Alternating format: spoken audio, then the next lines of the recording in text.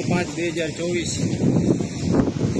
ભારે પવન સાથે વરસાદ આવવાના કારણે સરકારી આઈટી ટંકારામાં જે ઉપર ટોપ ઉપર જે સોલાર લાગેલી હતી એ ધરાશાયી થઈ છે અને ભારે નુકસાન થયું છે.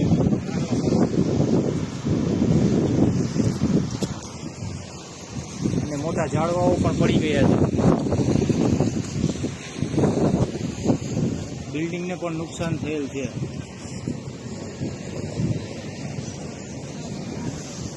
આપ દ્રશ્યો જોઈ શકો છો.